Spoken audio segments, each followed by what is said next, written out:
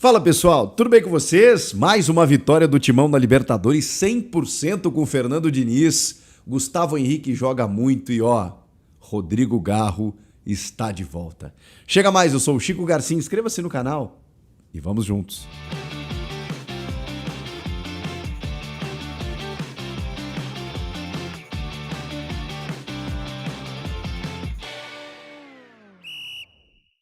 Mês de abril na Golcase tem muita promoção, gente. Você tem que aproveitar, até 30% no Outlet. A coleção Times de Futebol tem a linha Corinthians, né? Você tá ligado.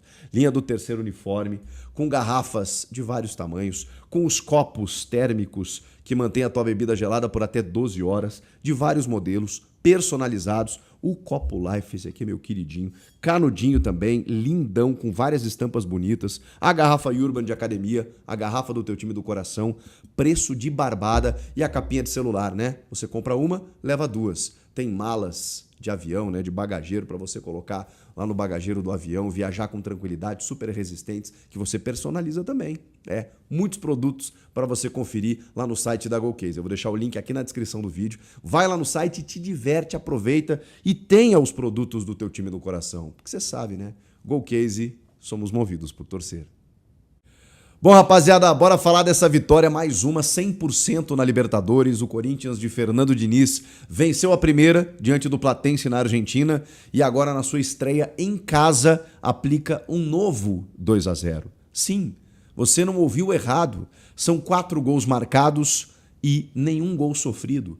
100% no seu grupo, na sua chave, bateu o Platense e o Independiente Santa Fé. E depois tem o Peñarol em casa, para que o Corinthians possa, de repente, até já encaminhar uma classificação para as oitavas de final. Claro, quanto mais pontos fizer nessa fase de grupos, melhor, para ter vantagem nos mata-mata, para ter a capacidade de decidir em casa, para seguir somando pontos, né, até uma possível final, né, ou no caso o semi, né, já que a final é um jogo único em local destinado.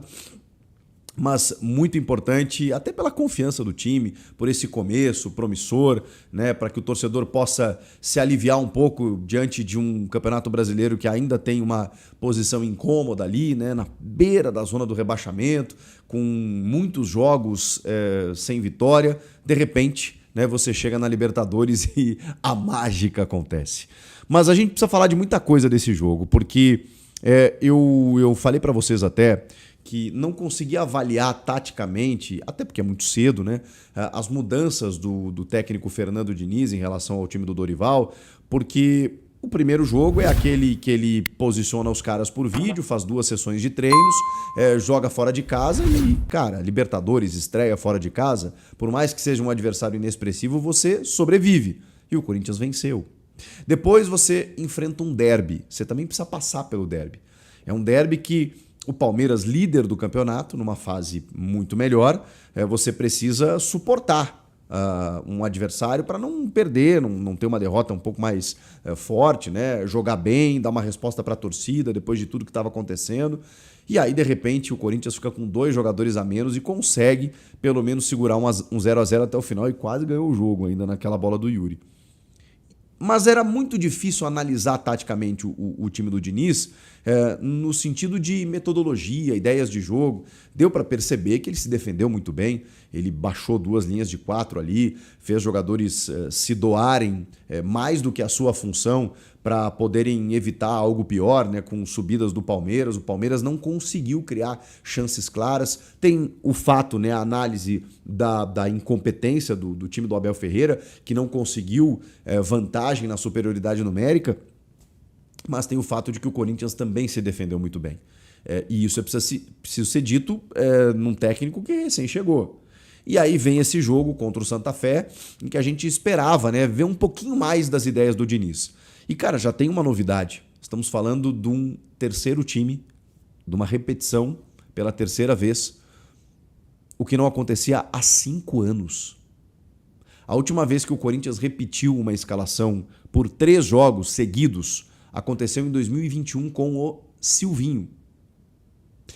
E não fossem as expulsões do Mateuzinho e do André, que no derby, né, vão desfalcar agora o Corinthians diante do Vitória, ele possivelmente repetiria por mais um jogo. porque ele tem uma ideia de repetição. E inclusive revelou isso na entrevista. E deu uma resposta até um pouco diferente daquilo que a gente tem acompanhado. Porque a gente sabe, né, jogos de 3 em 3 dias, desgaste, aquela coisa toda, não tem como dar conta. Era um discurso do Dorival que eu comprava, e faço esse registro aqui, eu comprava esse discurso, porque, primeiro, não estou lá dentro. Sei que o jogador não é máquina. E sei que você, muitas vezes, acaba diminuindo o ritmo, a tua intensidade, quando você acumula muitos jogos. O Diniz, cara, ele simplesmente deu uma resposta diferente. Ele falou que ele pensa diferente, que ele respeita o trabalho dos fisiologistas, mas que jogador não é só carne, osso e músculo. Tem outros fatores que colaboram para a presença de um jogador no campo de jogo. E aí tem a sequência do time, tem a questão de confiança, tem o coletivo funcionando, tem o fato do jogador querer jogar. Então, tudo isso contribui para que o time continue jogando e para que não incida em lesões.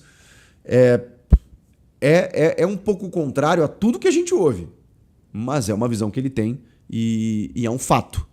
O Corinthians repetiu o time nesses 3 jogos e ele repetiria pela 4ª vez se pudesse, mas não vai poder, porque ele vai ter que encontrar substitutos tanto para o Mateuzinho quanto para o André.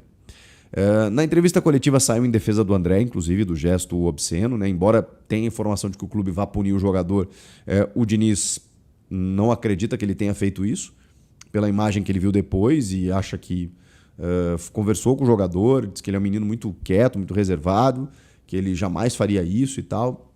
Foi a versão do técnico. Falou sobre manutenção de time, sobre jeito que ele gosta de jogar, e a gente está vendo um novo jeito de jogar. E vou falar um negócio, ele é mais vistoso, é mais plástico, é mais visualmente bacana. O que a gente está vendo do Corinthians do Diniz. Muito cedo ainda, repito, poucos jogos, mas é bacana, cara. O time do Dorival, ele era muito burocrático. E ele encaixava de um jeito muito específico quando ele tinha todo mundo à disposição. Quando ele precisava mexer, tinha uma certa dificuldade. E é um time que ele ajustou a defesa no primeiro momento, mas é um time que ele tinha, eu falei para vocês, né, ele tinha um teto muito baixo. Ele não subia dali, né? E conseguiu até grandes resultados na Copa do Brasil, mas no Brasileiro sofreu muito. Com o Diniz, cara, eu tenho uma perspectiva maior. Eu consigo vislumbrar um jogo técnico melhor, uma potencialidade maior, um envolvimento maior dos adversários. Não que ele vá fazer isso todo jogo, não que ele nunca vá tomar um gol na vida e ganhar todos os jogos a partir de agora. Não é isso que eu estou dizendo. Mas eu estou falando em termos de perspectiva, pelo pouco tempo que ele nos mostrou. É um time mais agrupado, é um time que joga mais próximo, que sabe o que fazer com a bola, que tem troca de passes, que tem envolvimento, que tem jogador de muita qualidade tocando nela o tempo inteiro, que tem um Gustavo Henrique saindo lá de trás buscando um passe um pouco mais vertical, seja num lançamento em X, seja numa bola arriscada por dentro. É um Breno Bidon e o André mais sacrificados, é fato. Eles são virtuoses técnicas desse time, mas ao mesmo tempo eles têm outras funções em relação ao time do Dorival. Eles chegavam mais à frente, o Bidon em determinado momento foi protagonista, foi um meio armador pela qualidade que ele tem, mas no time do Diniz ele é mais um carregador de piano com estilo, né? Porque muitas vezes o carregador de piano, pelo menos lá atrás, né, era o volante brucutu, era o cara que fazia o trabalho sujo, era o cara que limpava o trilho ali e tal, mas ele até pode fazer tudo isso, mas isso não invalida a parte técnica do Bidon, muito pelo contrário, até porque você precisa ter qualidade para fazer isso, para poder destruir e construir. O Bidon sabe fazer isso, André, da mesma maneira. Então, à frente do Ranieri, que é um jogador que participa da saída de bola, mas um pouco mais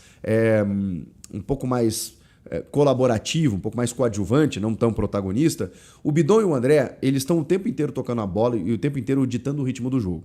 Né? Quando o time está construindo, eles participam muito do jogo, se deslocando para buscar esse espaço e rodar essa bola que vai de um lado para o outro buscando esse espaço. Tudo isso para quê? Para favorecer o futebol de um cara, chamado Rodrigo Garro. E muita gente na live pós-jogo até me perguntou, pô, vale a pena você sacrificar o futebol do Bidon e o do André para ter esse Rodrigo Garro, que é muito diferente em relação ao Garro do Dorival, eu acho que o jogo responde, né? Eu falei para vocês que o Corinthians na Libertadores tem 4 gols marcados, né? E nenhum sofrido. Esses 4 gols, o Rodrigo Garro participou de todos. Todos. Ele deu 3 assistências diretas para o gol.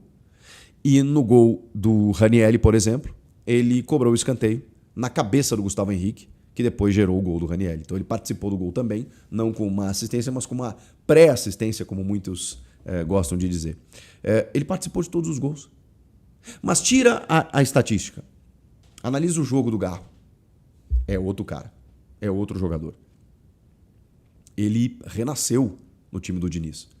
Por conta de um posicionamento e desse sistema tático que o favoreceu, mas também pelo seu envolvimento com o jogo. Assim, é uma diferença tão grande. Pela maneira como ele corre, como ele marca, como ele se entrega, como ele está intenso, como ele está dinâmico, como ele dá passe no ponto futuro para o Yuri Alberto, como ele deu, que chutou na rede pelo lado de fora. Como entrando na área no primeiro tempo, combinando jogada com o Bidu e com o Yuri, até que caiu lá pelo lado esquerdo. Com os laterais, né, chegando, rodando essa bola, batendo falta com perigo. Cara, é um Garro muito participativo, mas muito. O Garro que jogava com o Dorival, às vezes não tinha força para uma finalização, sumido do jogo, não conseguia participar. Quando ele entrava no segundo tempo, eu até falava, cara, talvez seja o melhor, porque ele não está conseguindo, então, quem sabe ele bate uma falta, cobra um escanteio. E nem isso, às vezes, ele conseguia fazer. O Garro com o Diniz é outro jogador. E eu não estou falando só desse jogo, estou falando desde o Platense. E ele manteve o Garro no time. Ele deu moral pro Garro, ele conversou com o Garro, ele deu confiança pro Garro.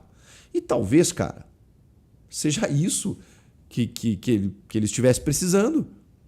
Porque realmente eu estou impressionado como mudou da água para o vinho. A vontade até, a disposição, o semblante do Garro mudou. E a gente só percebe isso quando muda uma comissão técnica, né? Eu assim, admiro o trabalho do Dorival. Não queria saída, falei para vocês aqui. Depois que mudou, achei que o Diniz era uma boa. Acho que ainda é muito cedo para qualquer análise definitiva. Mas isso, para mim, tá chamando aos olhos, assim, tá gritando. O quanto o Diniz, em pouquíssimo tempo, conseguiu alguns ajustes que estão dando resultado. Porque no derby, né, ok, ele não venceu o jogo numa condição muito específica. E agora ele tem um desafio, que é o Vitória fora de casa. Pode ser que perca, pode ser que ganhe, pode ser que empate. Não dá para saber, mas vamos analisar como é que vai ser esse Corinthians do Diniz, que mostra uma outra cara mesmo com poucos jogos. Ele tem outras opções, ele colocou alguns jogadores no time. No derby ele mexeu 2 vezes só, nessa ele já mexeu 5. Fez um controle de carga ali, me pareceu, com o Ranieri, com o próprio Garro em algum momento, né? Quando ele coloca o Zaccaria, quando ele coloca o Alan no lugar do Ranieri, depois ele coloca o Linga no lugar do Kaique, o Pedro Raúna do Yuri Alberto, né? O jogo já estava resolvido ali no final, então faz sentido. Ele vai ter que mexer de alguma forma, né? O Pedro Milans deve ser o lateral direito e o Alan ou o Matheus Pereira devem jogar ali no meio-campo no lugar do André. Mas aí eu queria falar sobre esses jogadores que também estão entrando bem, tá? O Linga eu quero ver mais tempo, ele tem um nível técnico muito acima da média e tem mostrado isso mesmo com uma baixa intensidade, o que é natural. E o Zaccaria, cara, eu quero mais tempo do Zaccaria. Ele sempre que entrou, mesmo com o Dorival, ele mostra uma capacidade técnica e uma inteligência, uma visão de jogo diferente. Ele também ficou um tempo sem jogar, ele não tem talvez um ritmo para 90, mas se a oportunidade surgir, coloca o Zaccaria mais cedo, porque o Zaccaria pode ser um cara dessa bola enfiada, de uma bola parada, de uma visão de jogo, pode ser um 10 ali, né, na ausência do Garro, ou se somando ao Garro, se somando ao Bidon. Gostei da entrada dele nesses poucos minutos que ele jogou, nem tão poucos assim, uns 15, 20, que ele tenha sequência e que a gente possa ver mais do marroquino Zaccaria Labiad, que o Dorival dizia que não tinha indicado, não botava tanto para jogar, talvez agora a gente possa vê-lo um pouco mais. O que vocês acharam do jogo? Eu tô surpreso, assim, né, porque eu não imaginava que a arrancada fosse ser tão boa, e ela é. porque ela chancela também um trabalho que está começando. E aí você pode ter tranquilidade para trabalhar. O Diniz tem muito trabalho a fazer, tem muitas coisas. Mas, cara, agora é voltar para o Brasileiro, pontuar no Brasileiro, recuperar no Brasileiro. E do jeito que o time jogou nos últimos jogos, eu acho que tem tudo para melhorar. Precisava dar uma resposta dentro de casa também, onde o time sempre foi muito forte, mas com o Dorival não vinha sendo. Então é mais um detalhezinho para corrigir em relação ao Dorival que o Diniz está conseguindo. Um jogo apenas, né? 2, na verdade, o derby também foi lá e não perdeu naquelas circunstâncias. E agora venceu na Libertadores, então tem tudo para melhorar. Comenta aí o que vocês estão achando. Te inscreve no canal, me dá essa moral, tá bom? Eu volto na próxima. Tchau!